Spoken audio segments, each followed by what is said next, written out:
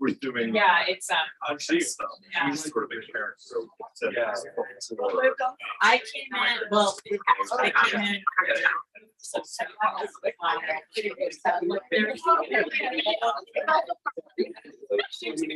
Everybody's got their own pockets.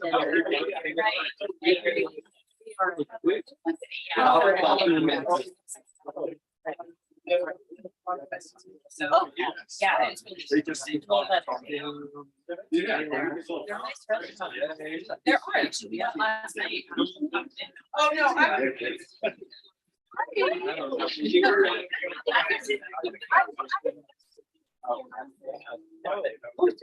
Yes. Bill, huh? It's ensemble approach. Okay. Are they coming on the tour? Or they? Yeah. Nice. Yeah. I was like, I know exactly where that is. They live in New York. I don't think I was looking on I thought it was some common out of the side of the highway. No, it's like in the best. Joe and I were. Yeah, we got a long Nice here location. to do a story. We went out, he was doing. Like go underground. And No. yeah. It's Anyway, he's amazing. Yeah. What else? They can't.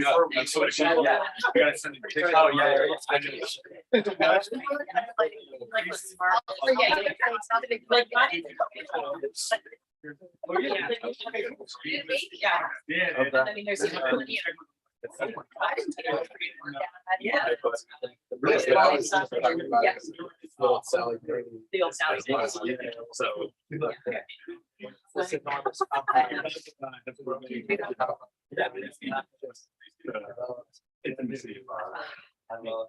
Yeah. Well, yeah.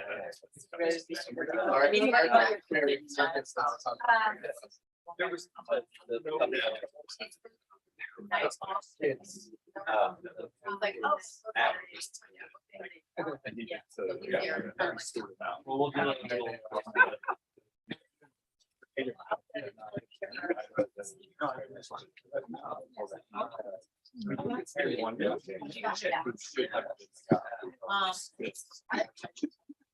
I'm like, yeah, because you're. like, I couldn't get new band now.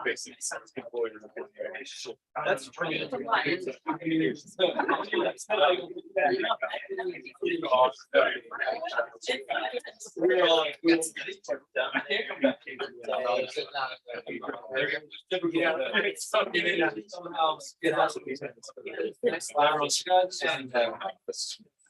No.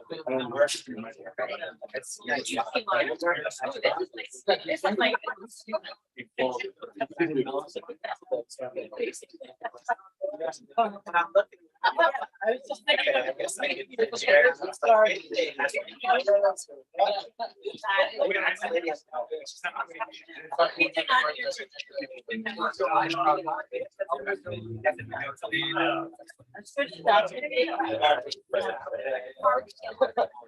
Get upstairs. Yeah. I did.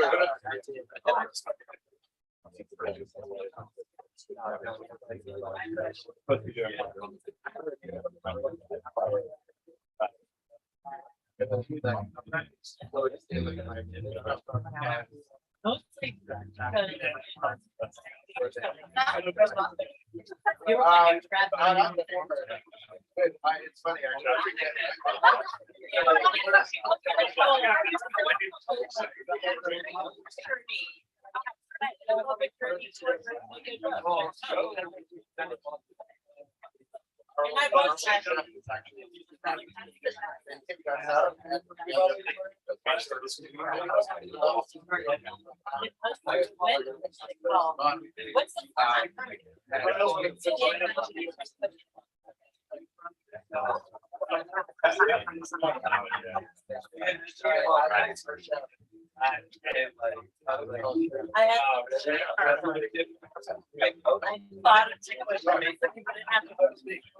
What's But I have to, but he'll probably. Yeah. And it's chef, it's chef, it's ridiculous.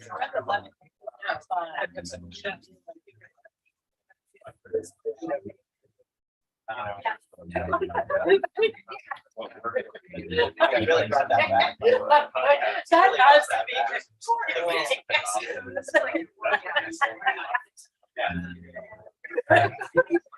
And I like, that's how I always think that. Awesome. I have other questions.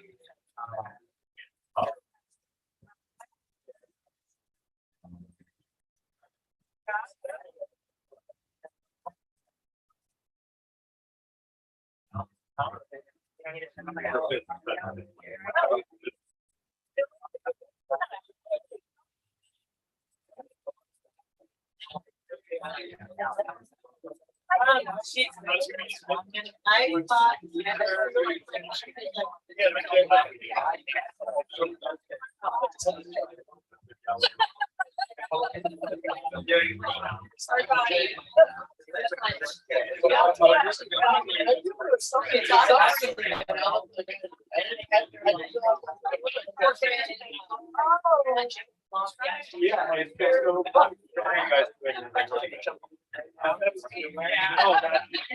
I was like, oh, yeah,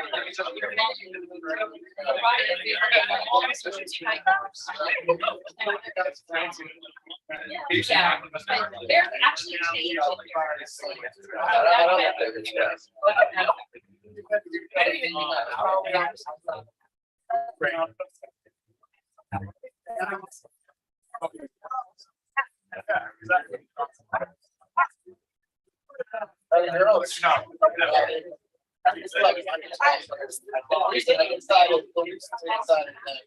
They're gonna start doing short.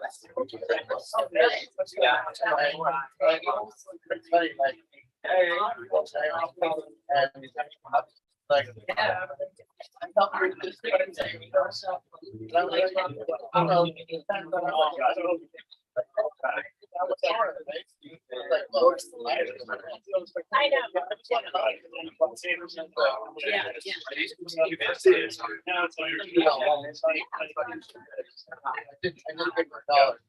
It's just like, it's so funny, most of them.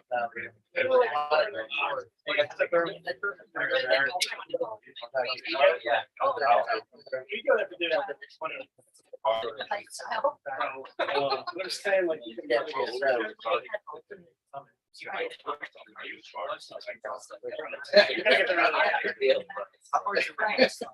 Exactly what it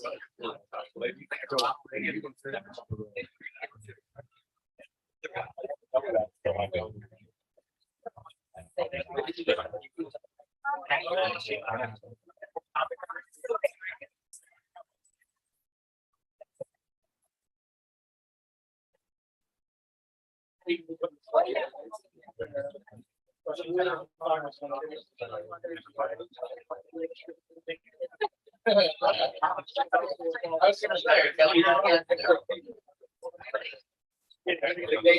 they're not doing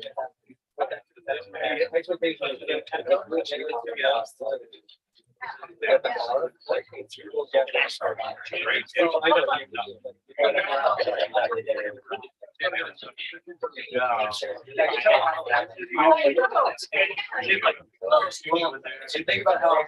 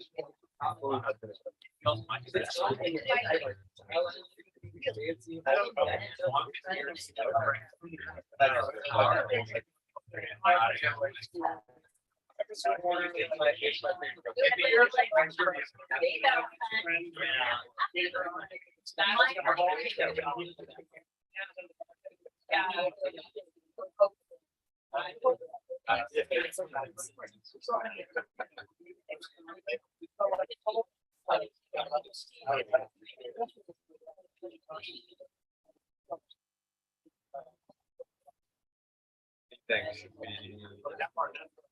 We can give it another 5 or so. Yeah.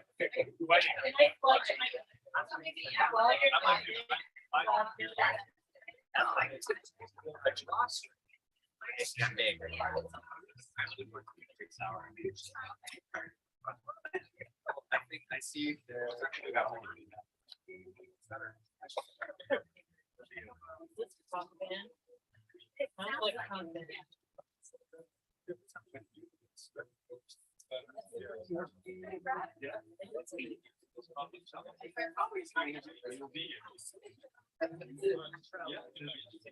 Yeah, you got it.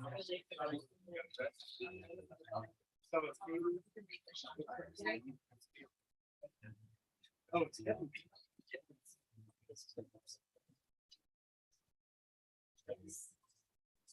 That's good. Oh, yeah.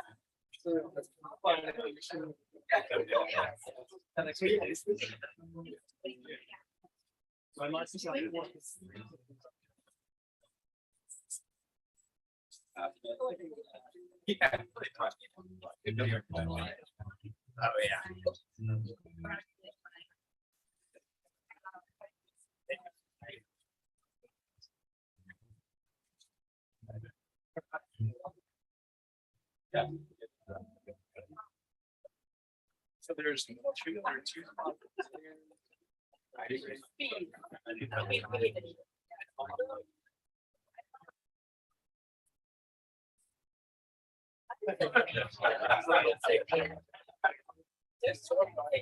I know.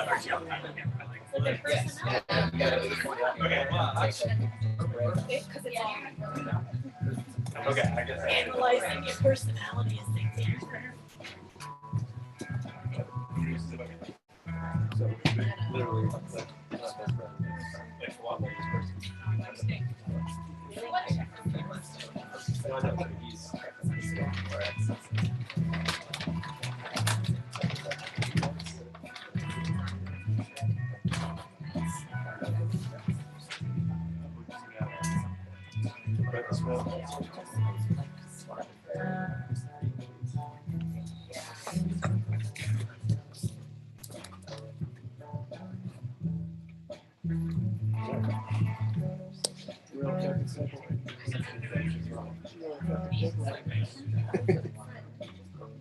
Oh my gosh, those are so great.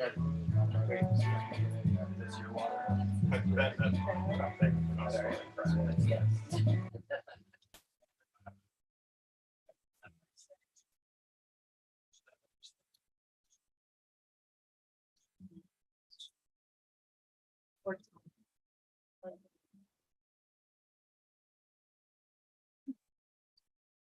Hello, everyone. Guess no one wants to sit next to me. That's okay. Welcome and thank you for joining us this evening. My name is Shady Rose. I'm the events manager here at Lost City Books, and we're very pleased to have all of you here this balmy, really nice Wednesday evening. A little bit before we get started, if you're brand new here and you've never heard of this bookstore, we're called Lost City Books, and we sell used, new, and rare books that we select very carefully and curate. So if you get a chance to browse our shelves, you notice that they're very jam-packed with a lot of really carefully selected titles, such as The Lemon, because we care about the books that we bring into this store. And we're really proud to have this 3 authors in a trench coat author here with us tonight. Just a few things. Please silence your cell phones out of respect to our speakers tonight. Those things get really loud in a quiet room while we're all thinking pensively about what we're listening to. Nextly, just so you know, this event is being live streamed, and while none of you are on camera, if you choose to ask a question later, that question will be on the live stream. Speaking of questions, if you have any questions or comments, please hold them until the end of our discussion. See what I mean? And I promise we'll get around to them at that time. Similarly, you'll be able to get a copy of the book and have it signed by the authors at the end when we're all mingling and chatting and have a grand old time. I think that's all I've got for you. Oh, there's one person who bought their book ahead of time on Eventbrite. That's you. Come and find me at the end of our event, and I'm holding your book safe for you.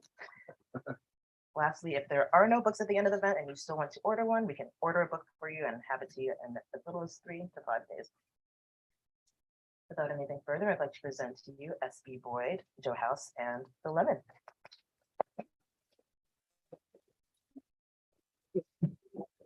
Oh, one more thing. Sorry. That one won't do.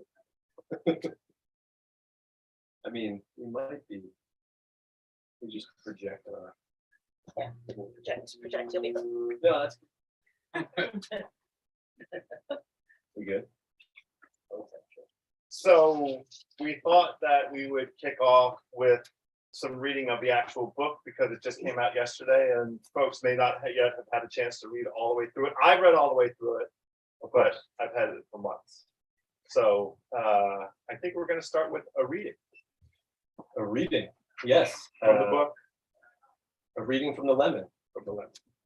Okay, so Introduce yourself to can you not interrupt me? We just started. And this is already going Just forward. trying to Not in front of the company, you Yeah. guys. So I'm Kevin Alexander. I'm one part of SE Boyd, not the beating heart, a lot of people say, or the brain, whichever. What do you want me to say? Anything else? Yeah. Anyway, I'll be doing a reading from chapter 2, Chef Paolo Cabrini. It takes place in Belfast, Northern Ireland, Monday, July 1st, 2019 at 9:01 a.m. Nope. There were 3 chefs in the world more famous than Paolo Cabrini, all of whom were French and 2 of whom are dead. Paolo had cooked for 5 presidents, 4 kings, 3 prime ministers, 2 chancellors, and 1 direction, which he learned was a pop band. He spoke 6 languages fluently, personally oversaw a staff of 200, and had once both officiated and cooked for a billionaire's friend's wedding on an active volcano. Paolo had been in the kitchens for 40 years, and kitchens were cauldrons of crisis, and yet he always thrived. Other chefs used to call him the Iceman, until he discovered that was also the nickname of a notorious mob assassin, for the way that nothing fazed him. One less famous chef who'd worked with Paolo put it best: if the pilot dies, Paolo is the one you want to land the plane. And yet, as he lay weeping in a giant empty clawfoot tub, once owned by the Earl of Shaftesbury, 20 feet from where his best friend had just died. Oh yeah, so his best friend has just died. That's a little context.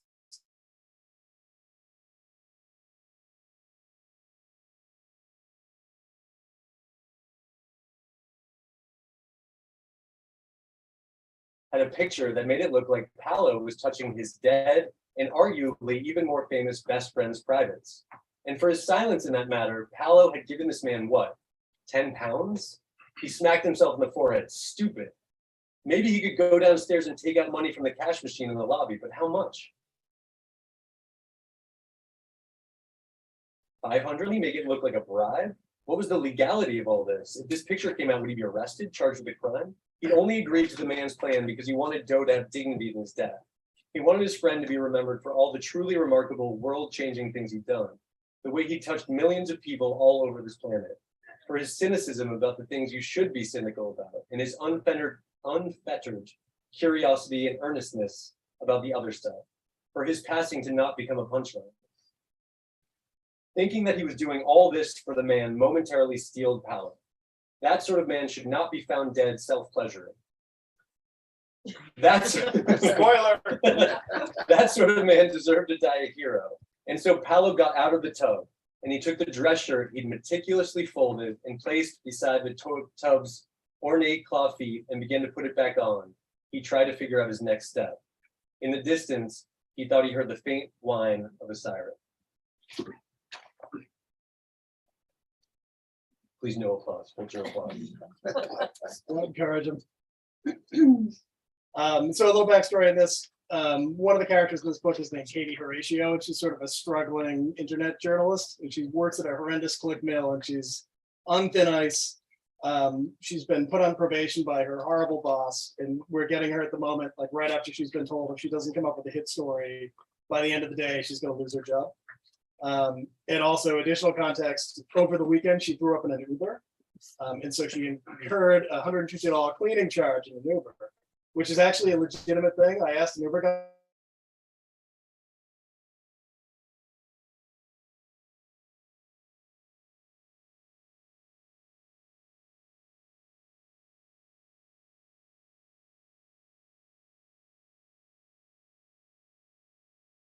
This is before the story, the BBC story about his death comes up. We gave equally good context for both of those. Right, yeah, yours was just full of surprises. Yeah. Katie lifted her feet off the ground. She gripped her desk for the day and rotated her chair away from the window. She placed her feet back on the floor, opened her laptop, and stared blankly. Her mind was a wasteland. She didn't have a single idea for a post, not even a notion. In previous moments of peak frustration, she fantasized about posting something like 22 things you didn't know about Chipotle that also disproved the Holocaust, just to put a quick end to the torment. But she couldn't imagine having the energy to do such a thing now. Instead, she opened all 14 bags of complimentary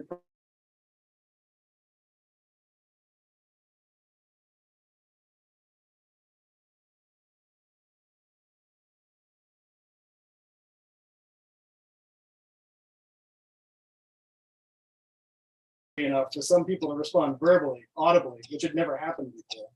There was a frantic tapping of laptop keys that sounded like rainfall. Reawakened to the world around her, Katie opened Slack. Messages were cascading down in the hashtag Fire Ideas channel, riddled with sad emojis and reaction to tragedy gifs from reality television shows. Katie eventually found the headline on BBC.com. It was written by a reporter named Colin Vesta. God, the Brits have such smart names, she thought. She tried to imagine what this Colin Vesta might look like, but all she came up with was the vague image of a man wearing a vest who was unworried about the terrible vagaries of existence because his college was better than hers. The headline was John Doe dead at 51. The famed bartender, author, TV host, and world traveler has taken his own life in Belfast. Whoa, Katie said. Katie liked John Doe. Everybody liked John Doe. He was basically a model human being. She'd never actually watched one of his shows, but she'd seen some stuff about him on Instagram, and this was unquestionably a great loss. And yet, Katie felt nothing. Well, that's not altogether true. She felt something.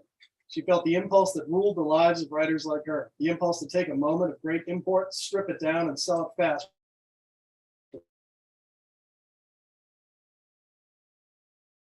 The dirt cellar of her own consciousness, picking up any potentially fruitful thoughts, insights, and memories. Outwardly, she remained frozen, though her hands kept stuffing pretzels into her mouth. At a certain point, River was standing beside her, announcing the tragedy and offering his condolences to those affected, and saying, yes, while it's super important to mourn, times like these are also when teams like ours can really shine. We can really band together and deliver meaningful fire content to our users.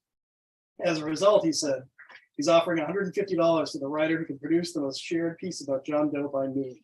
$150. Katie had read stories about people suddenly possessed of superhuman powers.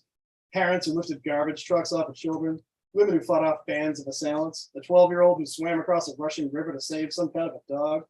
She long wondered if there was such a power like that within her and what it would take to awaken it. At what level of debasement would something just take the wheel? And now she knew it. It was this level of debasement. Because sure enough, something did. Something gently but firmly picked Katie up like a cat, set her aside, and just started doing things. It was as if after months of doldrums, a wind kicked up behind her. It was a thunderous onset of cavalry, a flotilla of battleships appearing over the horizon. Only in this case, it was coming from within, like a possession or the beating of a second and better heart. Whatever it was, the entity made Katie's hands wipe pretzel crumbs on her pants and position those hands on her keyboard. It made them type letters and those words formed 4 short sentences. Quote, I knew John Doe. I had lunch with him once. It was at a little place called Lobio, and it all happened because I was crying. End quote. Whatever it was, something had finally taken over, and in an instant, the solution to all Katie's problems became clear. Katie Horatio had begun to lie.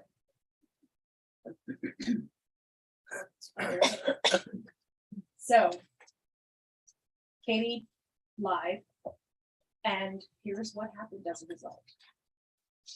Chapter 12, Vladimir Ladd Ventrili, Queens, New York, Wednesday, July 24th, 2019, 4:11 p.m. For weeks on end, these small American teenagers with soft, wet hands had come to Lobio to talk to Ladd about the dead man. They would begin by introducing the publication they were from, but these were not newspapers or magazines or even persuasive pamphlets. If the New York Post had come to see Ladd, he would have been happy, or the Daily News, or even the Socialist Times. But these had dumb names like Chewy or Swallow, or pornography names like Urban Den. They existed only on computers, and Ladd didn't own a computer, so what really was the point? But still, he tried his best to answer their questions. When they asked him about why he only served bean dishes, he told them that it was because beans were very cheap. When they asked what made his dishes so unique, he said that they were not unique and that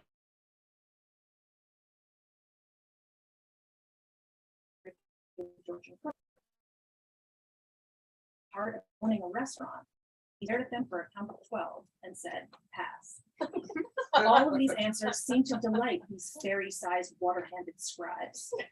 The more curt he was, the more they seemed to relish the interaction. To accommodate the crowds and his restaurant's newfound popularity, Ladd did nothing. He didn't hire servers or cooks.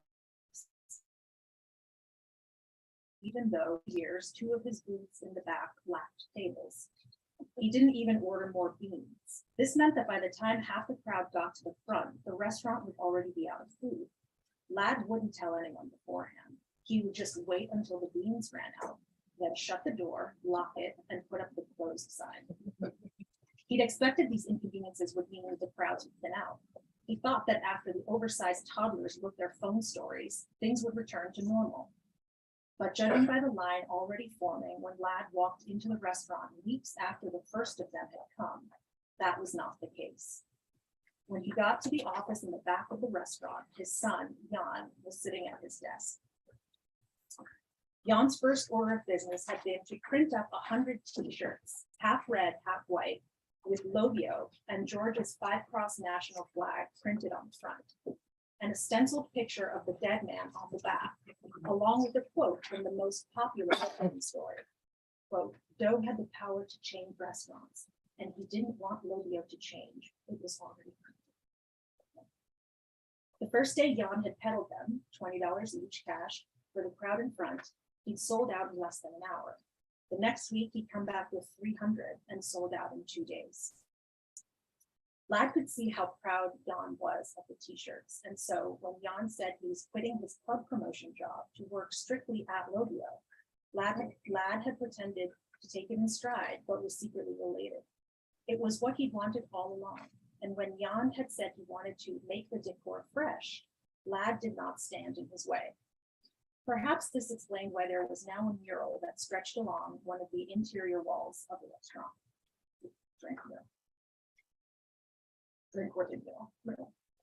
The mural featured a beach scene from Georgia's Black Sea coast with the Caucasus Mountains in the background.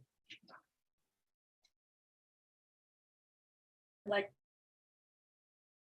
the tomb, except in the waters, sat a life-size khachapuri bread float filled with famous Georgians like Tamar the Great, George V the Brilliant, and NBA basketball player Zaza Pachulia. Tamar held a giant bowl of beans, and both George V and Pachulia were dipping spoons into it. When Ladd had seen the mural artist sketching it out, he was angry. Why, he'd asked Jan, would you commission such an absurd picture, especially considering that Lobio did not sell khachapuri, and a vessel that size made of bread would disintegrate quickly in the waves.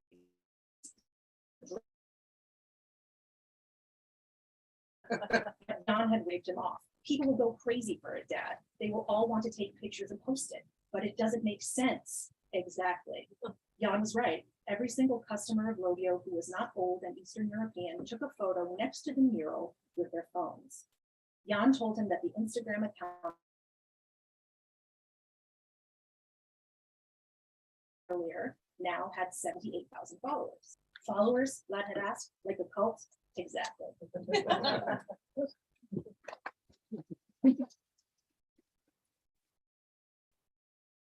So a pretty great way to kick this off, because we have 3 distinct different human beings with 3 different voices altogether, reading from the same book that they all contributed to in some form or fashion. Let's try to get to the bottom of that. I want to start with the name, Alessandra, S.E. Boyd. S.E. Boyd. When we were trying to figure out a good pseudonym, Joe and Kevin were like scouring like the rosters of the Red Sox from like the 70s and 80s and like coming up with names from there. And like they just like reeked of masculinity. And like I wanted to make sure that we came up with something Sounds like that your car. felt, yeah. Aquavelva. That felt sufficiently like gender neutral. And so I threw in S.E. Harper, just mushing together S.E. Hinton and Harper Lee, just like stealth women. And then we came to this compromise because Yeah, so Oil Can Boyd was a pitcher for the Red Sox in the 80s. yeah, like O.C. Boyd. Like And we were that's- like, that's the OC name. Boyd, this is great. Yeah. We like the Red You can Sox. smell And the Red Sox, yeah, doesn't so it? SE Hinton meets Oil Can Boyd, thus SE Boyd. Wasn't Boyd some yellow in some Scottish language? too, Yes, or some Celtic that's right. language? Oh, yeah, Yeah, we yeah, yeah. discovered that. No, we discovered that before. We knew that, that's right. That was it. The lemon, the yellow lemon. Right. Yeah, of course. Yeah, We yeah. often All- talk to each other. and- We got, I have an MFA. Forgotten. So you guys wanna get into that? That's it. That was the one time. Yeah. You're allowed to mention the fact that you have an MFA. That's it. No more. Yeah, all right. That's the end of it. So, okay, we've got the name. Let's talk about how this came together. Who was the animating, who was the first mover? These relationships have been in place for a long time. You guys have been friends for a long time.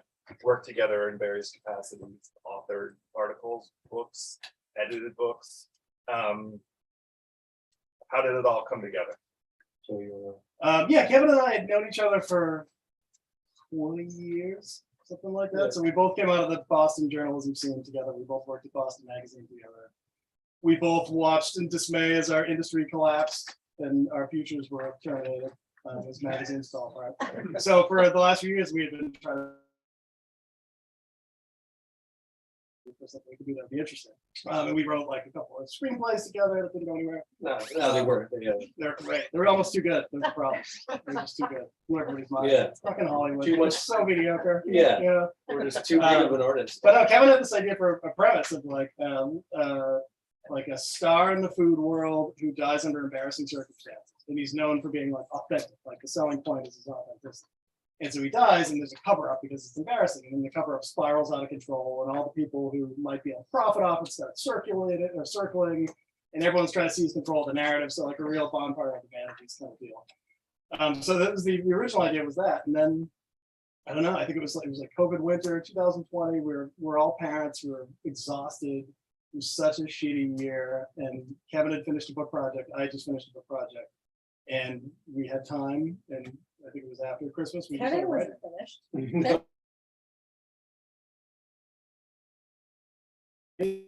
Yeah, so I've been working, Right, in the previous book. yeah, Alessandra and I have been working together on a book, nonfiction book. You had finished and you're sort of, and as a procrastination, we were like, it's a lot more fun than doing this thing. Yeah, it's great. Fiction's great. You don't have to make any phone calls. Yeah. You don't have to pistol whip anybody.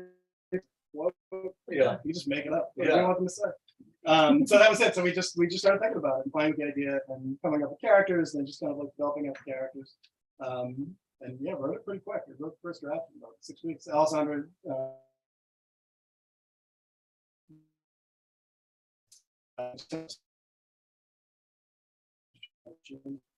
And how are you doing this collaboration? Is it email? Are you on the phone? What are you doing? Just like texts at Like all Zoom? hours of the day and night. Yeah, no, so we would, I mean, like writing. Google Docs. yeah, we'd write in Google Docs and then we'd like agree to meet on Fridays and all get on the phone and talk through whatever we've written. Alessandra and I are like partners in other editorial projects. So like she and I had a particular process and then like we pulled a Joe into that process and it all just kind of like, it worked really, really like weirdly well. Because we say, we're like, oh, there are 3 of us wrote a book and everyone's like, books are art. Yeah. Like they, it comes from someone's brain. As someone with I won't say the word, but you know what I have. Creative background? Yeah, great. A background in creativity. It was like, everyone in my program was sort of like tortured in having these literary novels that they'd worked on for 9 years. And it was really painful. And the books were too. And so we were just like, it'd be fun if we just like had fun writing a book. And then we did it. Yeah. And we share a literary agent.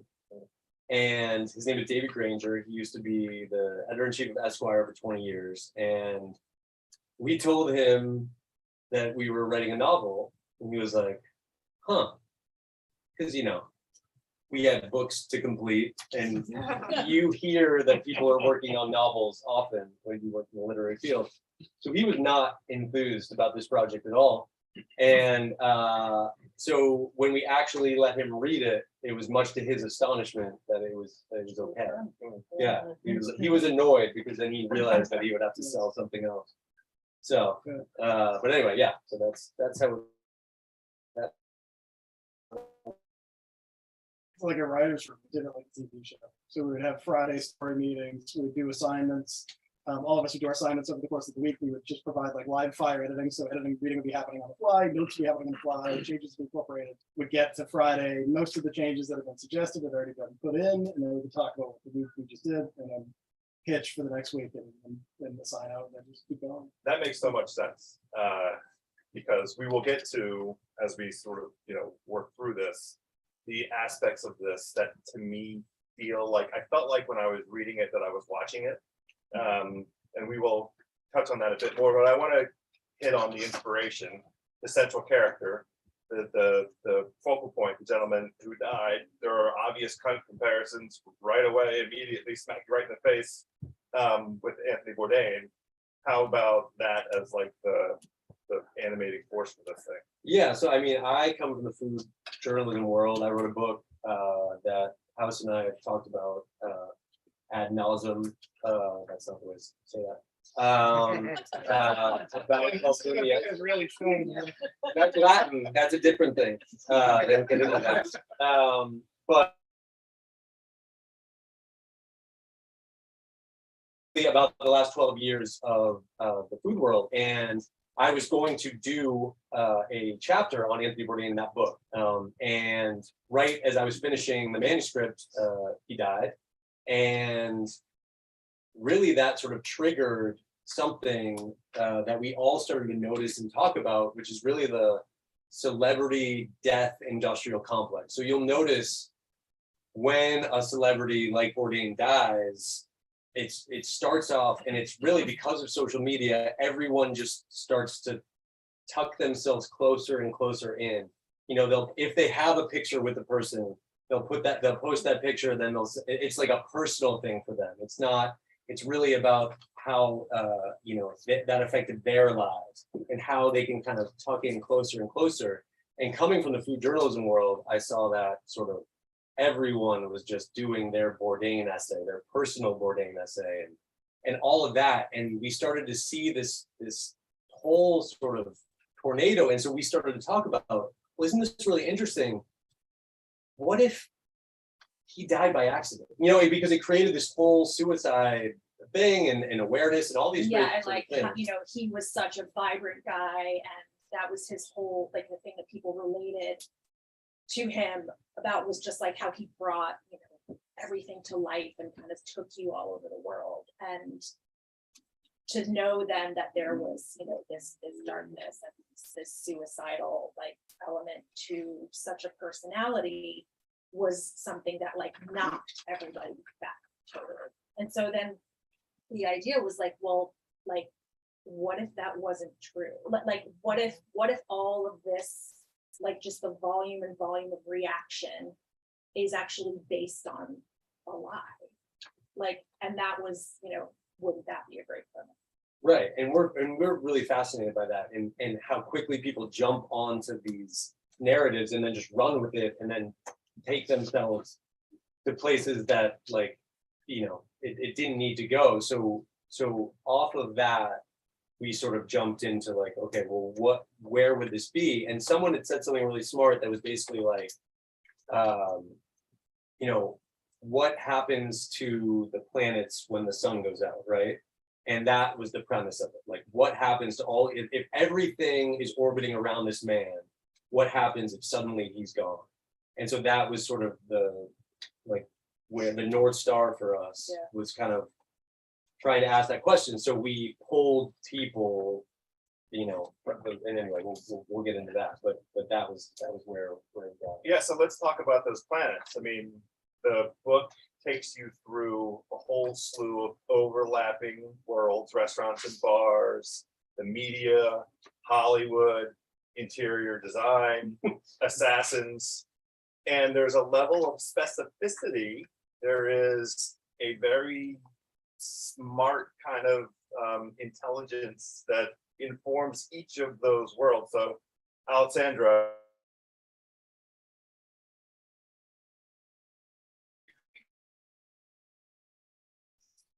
Well, these guys are excellent journalists, so anything that require, you know, like, they are actually not afraid to call people, which is something I want to.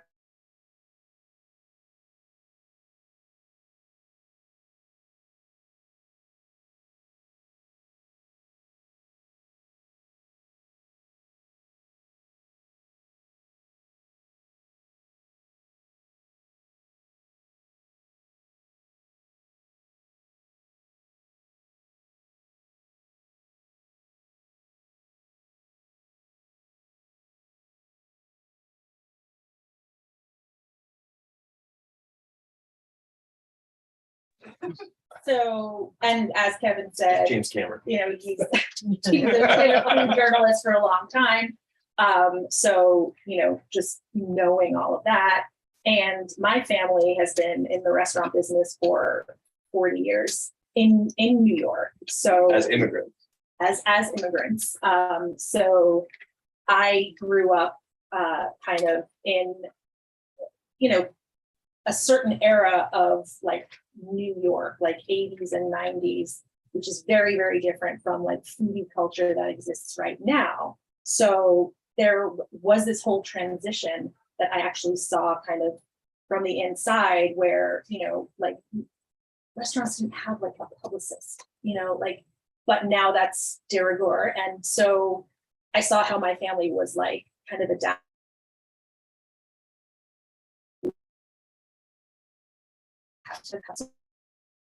All this stuff and being like, but why? But we have to, you know, why? Because you just have to.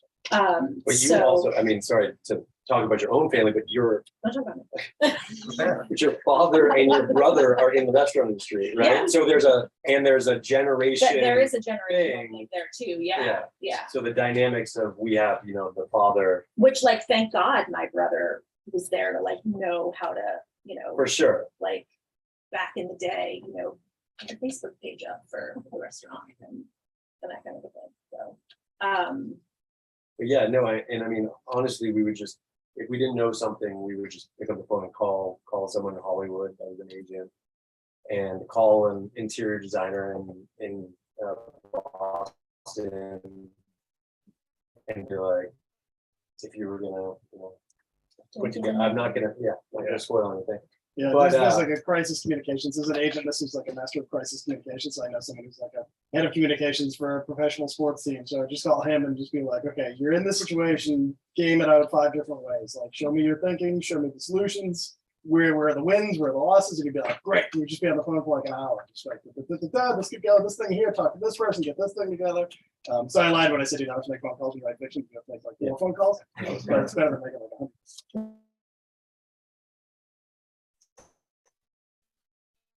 today. I don't imagine many folks have had an opportunity to jump into it. Let's set the table a little bit.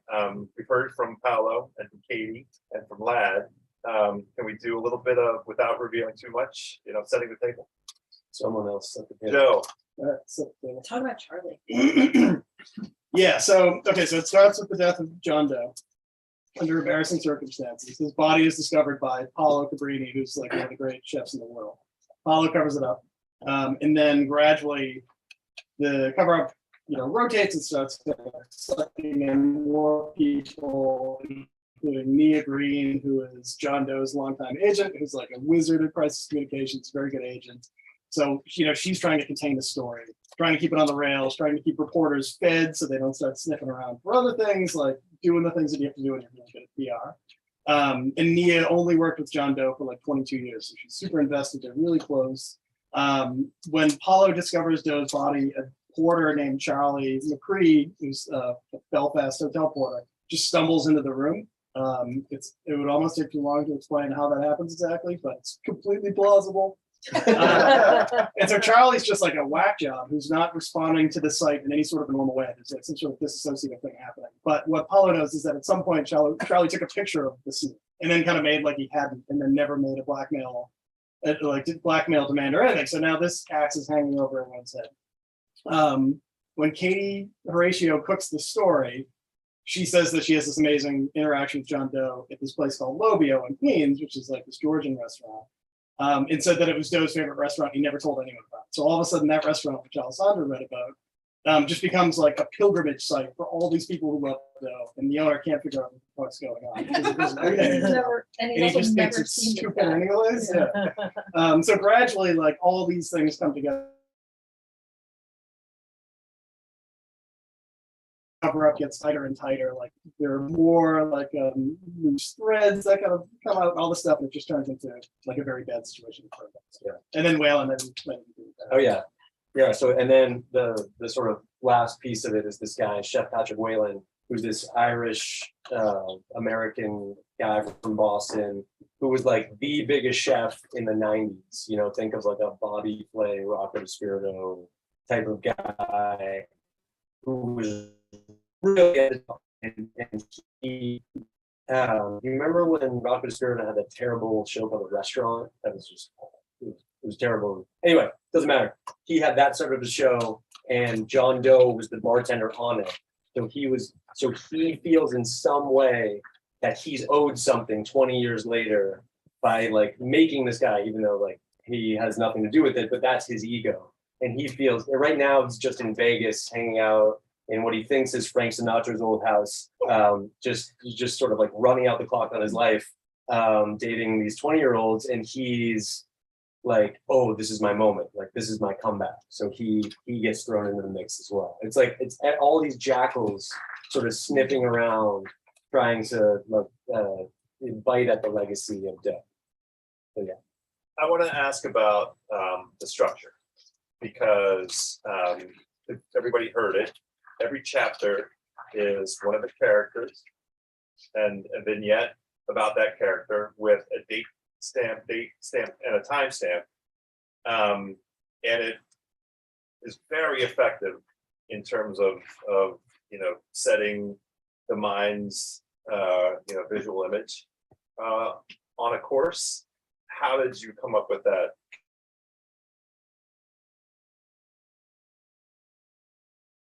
I'm an artist, so I wouldn't really know. Yes. I'll let the others speak to that. It didn't start out that way, right? Yeah, It did. yeah, because we're not like together enough as human beings to like fully integrate the novel that we work together. So the idea of like each of us working on a chapter together would never make sense. Number one, because we're just in different sides of the country. But it just seemed like it was going to be easier to control the process if each of us had characters. So Kevin and I would do the first draft. Control different characters, and then you would just put it in the machine, and then everybody would pitch into the documents. Like you would cut down stuff that didn't work, you would pitch better jokes, you would pitch better lines. So it all ended up being kind of cross-pollinated, but the initial drafts were just done by us. But I think it was, I don't even think we ever talked about it. It just seemed like the only way to make this work. Well, I was referring to The structure question. the date and time and place. Right. Yeah, I I feel honestly like don't we remember. added that just as a way to like keep it straight, right? Well, and that ended up like Yeah, biting, It that was, ended like, up biting really us in the ass. necessary, because it was Yeah. a lot. Well, anyway, yeah, we're just trying to organize everything. But obviously, we thought about it a lot, and we nailed it. Well, it was helpful as a reader, because like, oh, it's linear. Well, it This- also this creates makes like a sense. ticking clock kind of feeling. Yeah. Like, Right. they're telling you what time it is because Um, it's important. And like clearly that means that time is running out in some fashion. And a lot of stuff happens at weird hours. Yeah. In various chapters of the book. I've mentioned a couple times sort of the visual element of it, how it sort of leaps off the page, at least to me. I think that you have made some inroads at a visual version of this book already. Is that true? That is true. So we were lucky enough to option the work to, I don't know if anyone's seen Mayor of Easttown. So the producers, the creators of Mayor of Easttown we worked and they actually had us write the pilot. So to create a series around the lemon, which we've completed the pilot and working with them. And actually they have a new show on HBO pretty soon about the Watergate situation called like The Plumbers of Something with Woody Harrelson and Justin Theroux. You know, I'm plugging with, but so you guys should check that out. But so yeah, so we that's what we've been doing most recently is we just finished the 4th draft of the pilot. And it's really fun to see these characters and sort of game out the situation when you know it's going to be visual.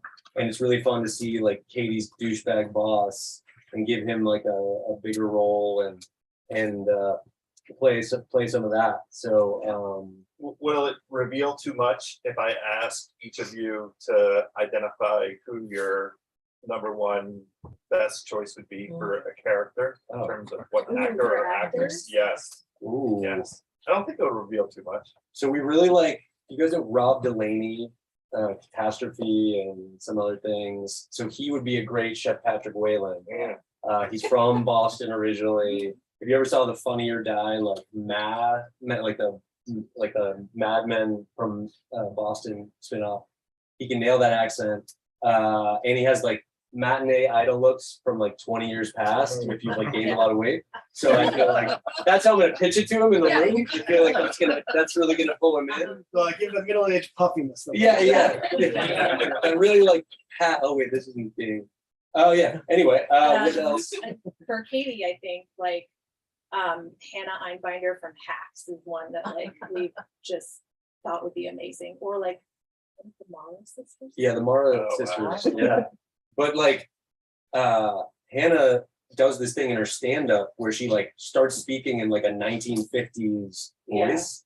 And part of Katie, which we won't give away too much, but in her changing, she's almost like she's possessed by like Roger Sterling from Mad Men in some ways. And even like her references are dated and like the way that she acts. And so, you know, someone like that might, I don't know, but Yeah, she's but- great. Yeah. Do you have anybody, Joe? Not really. I think when John Krasinski's company was interested briefly, and we wanted to make him dough and just kill him off, yeah, I love that. kill him like as soon as you, Yeah. but then they passed.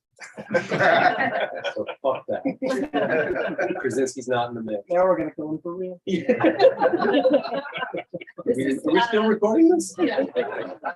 Yeah. It's not going on the internet. It's a closed circuit. Yeah. It's just in a loop. Yeah. So Krasinski, Delaney, they've all signed up, so we're good. Boom. There we go. Yeah, You don't see stuff like that. they have. They did. I know I'm not looking at anything anymore. I think it's in the mix. Yeah, no, No, it is. This is happening. Anyway. I want to leave time for questions. So my moderating aspect, I'm going to go to sort of the lowest hanging fruit, which is tell us about your favorite part of doing this project. I'll start with Alexandra first. God, my favorite part, I think, was just like the laughter. I mean, it was seriously like these two are some of the best texters you will ever encounter. And it was just hilarious to just like, you know, just throw entirely inappropriate things out there and just and that, I mean, it was just so much fun to do that with you guys. yeah, the riffing was, I mean, we just did it in such an intense way that the riffing was 24 hours a day. Yeah. It's been so fun. And I like our lit or our editor at Viking texted us today to be like, to remark on how he just thinks it's miraculous that we ever get anything done. Because now he's in our text threads. So he's just getting bombarded by text messages all day long. Absolute wall of nonsense.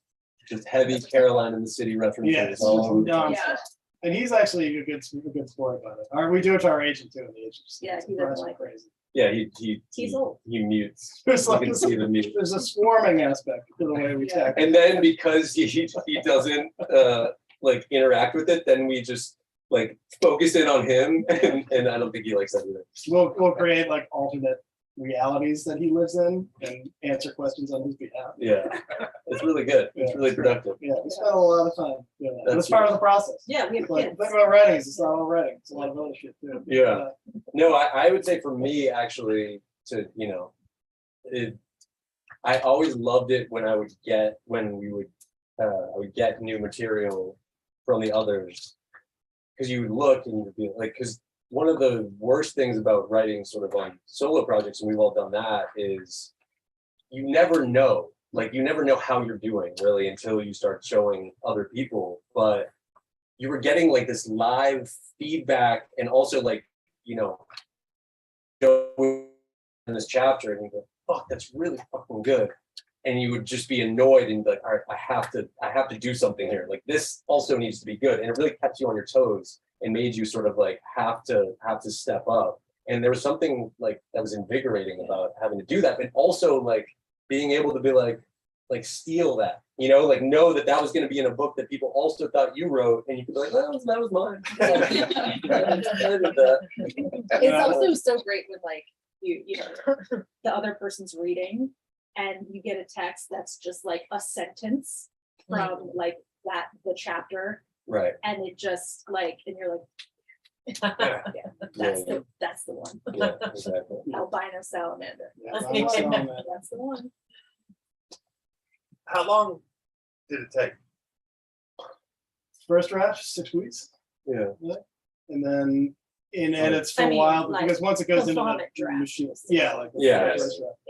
And then, yeah, but not that much, a couple weeks to get it ready for the agent. Then it went out, and then once it enters like we're biking at Random House, like it goes into the machine and everything slows down, but no, we did it super fast. I know the Kevin and I have such bad attention Not that spans, fast. but we have such bad attention spans. If it wasn't happening fast, we would have lost Exactly. Yeah.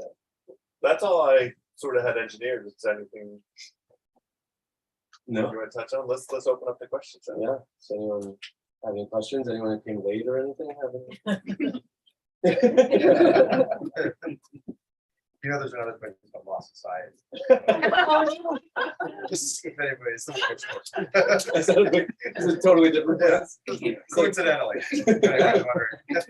It's like one of those trap rooms. I get it. I get it. Oh, sorry. Did you have a question? I have a comment and question. My comment is it's funny because it's true.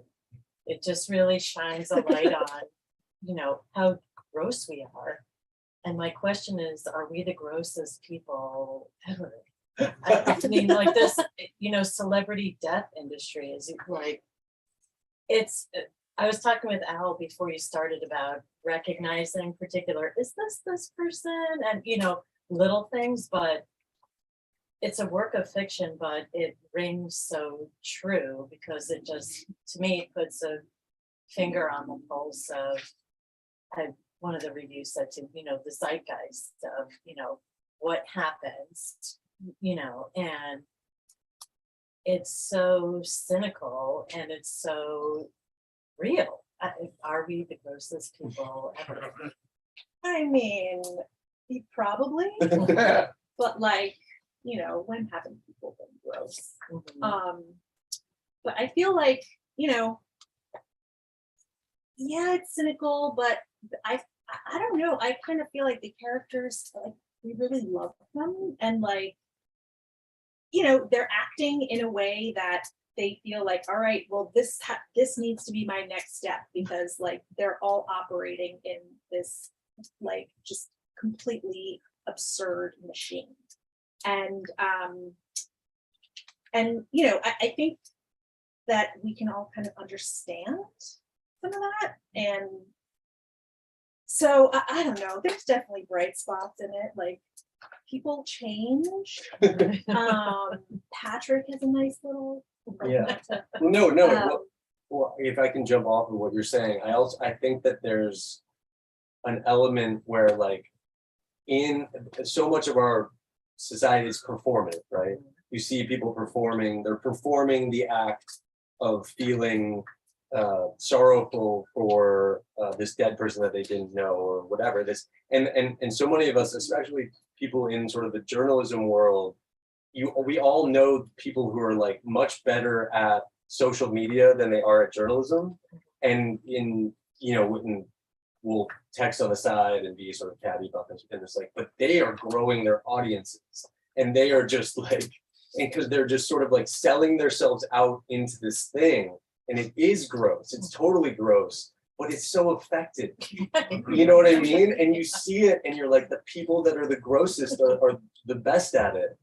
And what was interesting is, a lot of the reviews talk about how it's very satirical and all this sort of stuff, but there is this balance between the satire and the realism, where it is actually, we weren't over exaggerating for the sake of satire. We were really sort of like playing out scenarios as they come, and it's an interesting, like, to have it come back to us as satire is an interesting commentary on the way that people sort of view the world and are like looking at our world and being like, oh, that's satire, right? And you're like, well, it is satire. Yeah. I think So- a lot of it too is like, I hope people don't find it cynical. I think it's like, we didn't take a cynical view of the people that we wrote about, the characters. I think all the characters are essentially decent enough people, but they live in corrupted cultures. They live in corrupted systems. So we're really interested in the interaction between like an individual with some semblance of autonomy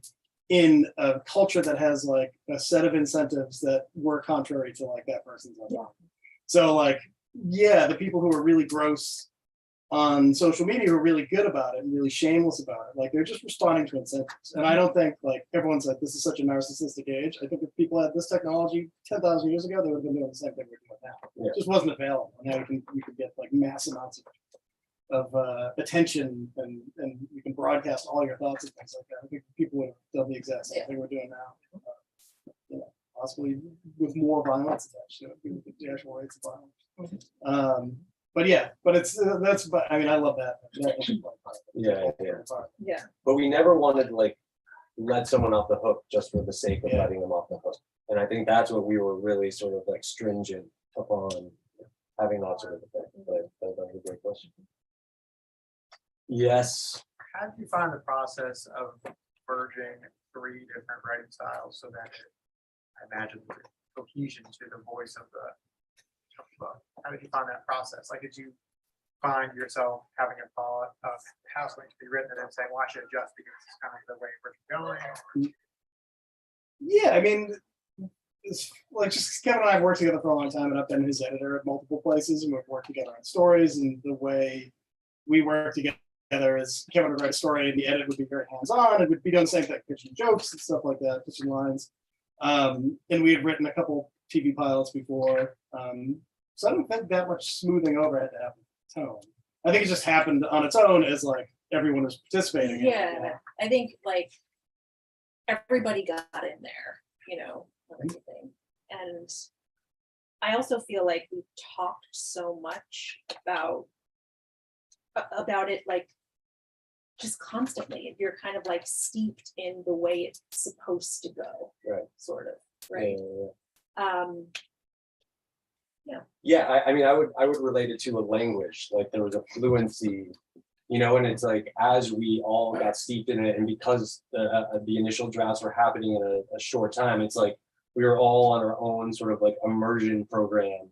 And instead of being in like a house in France, like we were in a Google Doc on the internet, and like that was our world. And so we just like, once you're in it, then you're just sort of like living in it, and what feels out of place, and and you can't necessarily put a finger on it, but you can, it's like pornography. Like it when you see it. Right. Sure. You teach that in your MFA program? Yeah. There's a lot of quoting Supreme Court justices. So were each of you guys assigning your own characters as you were building this out? Kevin, were you taking on one character and writing to it in a chapter, and then the other 2 would edit towards it? And if so, who were each of your favorite characters that you wrote about? Well, Well, we're not going to reveal We can't who say we who did wrote, what, or we won't say who did what. but we did initially sort of divvy up characters, Yeah. and then the first drafts were all written from one person would sort of take that, but then the others would interact with it enough so everyone had their fingerprints on it, you know? It's sort of like when you're shooting someone, how all of the people, there's only one live bullet. I don't know how. This is a firing squad. A firing squad, yeah. Firing squad analogy. Firing squad, The yeah. second person. I'm the analogies guy, yeah. So yeah, but it was like everyone had their hands on everything eventually, but we would sort of divvy it up from the Yeah. start, and that was based, I think, originally on just sort of like, oh, you know more about this thing, Yeah, you're gonna like look into this thing, and it sort of kind of yeah, went from there. yeah, you guys have like your, Yeah, your favorites. it was like a fantasy draft. We were sort of, you know, try to pick the number one. And also like to the, each chapter is a character, so each chapter, like to go to the, back to a question from before, like each chapter has a little bit of a distinct voice, a little bit, hopefully a lot, because each character is very distinct.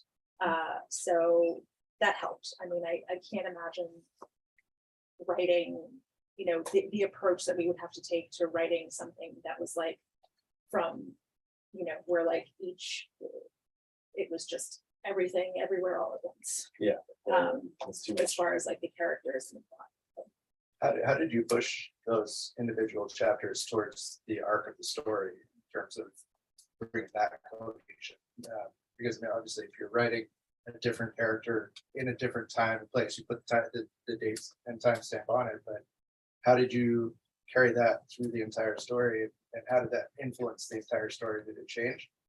It definitely changed, and I think we would create assignments sort of at the end of the week and be like, and talk about, okay, well, what's sort of the logical next step, and then we would see those things.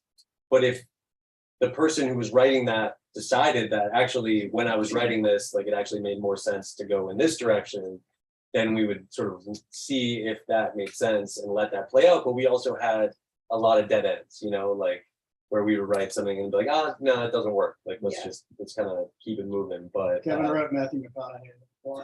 I did. The real Matt. Okay, this is a really weird thing, and I'll just tell you guys because Yeah. we're all pretty tight. But like, I've been listening to a bunch of podcasts with Matthew McConaughey and his memoir, which I recommend you get, but listen to the audio one. Green lights. That's what he says a lot. Yeah. Green lights. And he says the craziest shit. Full stop. And I was just like, wouldn't it be amazing if Lad's sous chef was Matthew McConaughey? Well, this is what I'm telling them. And they're like, no. And I'm like, no, wait. And so I was just quote long chunks of real things he said. And I thought it would be funny if like Maddie McC or whoever it was, and then all he did in it was say real things that Matthew McConaughey said throughout the book. And it worked for about a chapter and a half, and then we were like, I think we did let you do it. yeah, I did it. You're like, okay, that's interesting. Yeah. Why don't you do it over the weekend? So some things failed, but don't use that because I'm definitely pulling that character Yeah. back. Next novel. And- Yeah. no, honestly, he would talk about how he would have he only had like 4 wet dreams in his life, and each Okay. one brought him to like, sorry, should I speak into the camera? 4 wet dreams in his life, and like each one would bring him into this new adventure, like floating down the Amazon with like, anyway, Book is crazy. he's fucking amazing. God, what an artist. What a missed opportunity for the line. Yeah, the book sucks because Matthew McConaughey is not in it. I wouldn't buy it. Whole. So, our bad. Anyone else? Hi. So, it's been more than 4 years since Anthony Bourdain died. You guys wrote this kind of like halfway through that. We're now in like this tertiary, like woodwork people coming out of the Bourdain death, like got these like unauthorized biographies, that kind of thing. Is there anything that like you've seen recently that you wish had become either like a character or a plot line in the book? Like, oh, that would have been a good idea. But it's like they're already in there. Yeah. You nailed it. Like You nailed it. these things would come out and we would be like, like, okay, Got really weird. a few Like- times. Like the unauthorized biography, right. for example, That's because we hint at the idea that people need to make moves because something is going to come out like that, and thus something happens. And then it does, it was sort of, but you can almost start to predict that, like, if you know the celebrity industrial death like complex, and the way that the cycle works, that like they're gonna deify them and build statues, and then they're gonna topple those statues. And you just watch it happen over the period of like 3-4 years, and it happens with everyone. But yeah, it's been really, really interesting to watch, especially that one and the Roadrunner, the documentary, and then the book by the director or whatever. It was incredible.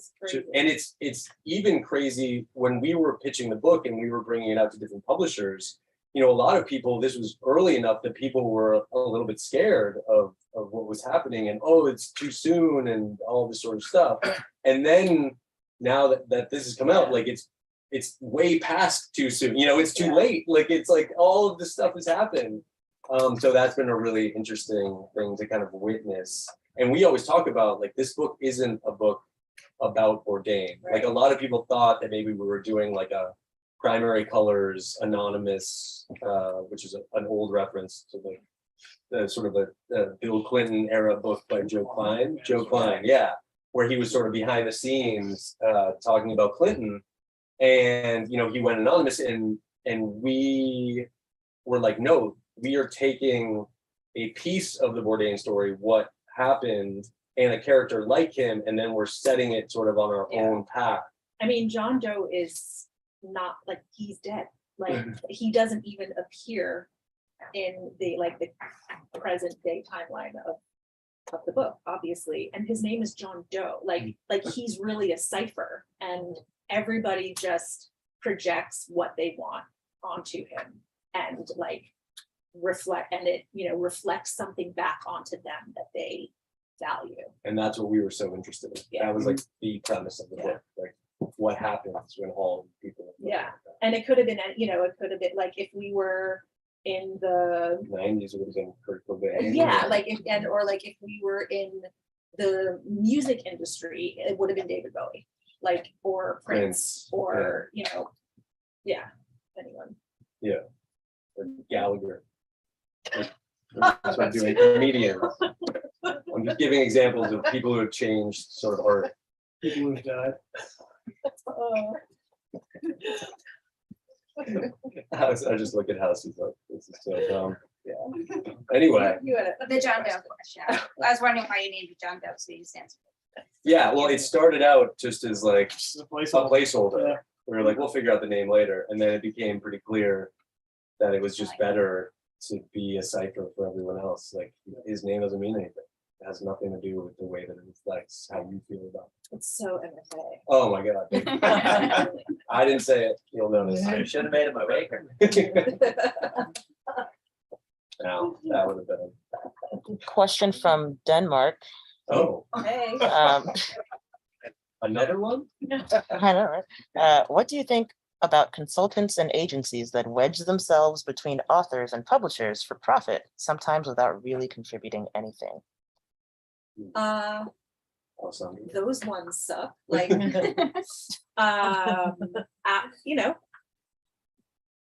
If that is the sort of agent an artist or a writer finds themselves with, then that's a shame. I mean, they do exist. Everyone's got to make a commission. It's about access, but I think we've been lucky to have people on our side in the publishing house and in our agency that are just like true collaborators, in the sense that they really get it, they really champion it, and they it excites them.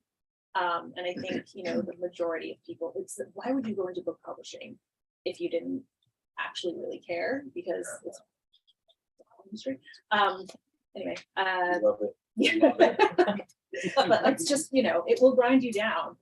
You have to really love it. So certainly there's huge agencies where people make a lot of money doing things that don't feel very, you know, real and committed, but, you know, that wasn't our experience. So, Yeah, so we are anti those.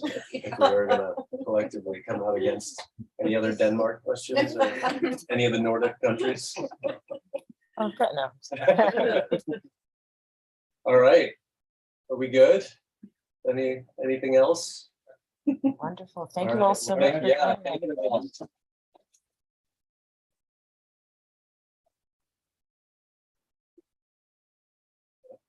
There are books. There are some And books. look, they Now's will your sign time them. to mingle and chat. They will sign them. This is a one of one. Yeah, yeah, we have, No other author in America we will have sign your books in this manner. signature. I actually have, it's a real person. You're gonna get who's there. Wrote that. I have a book. I'm gonna buy two more. Yeah.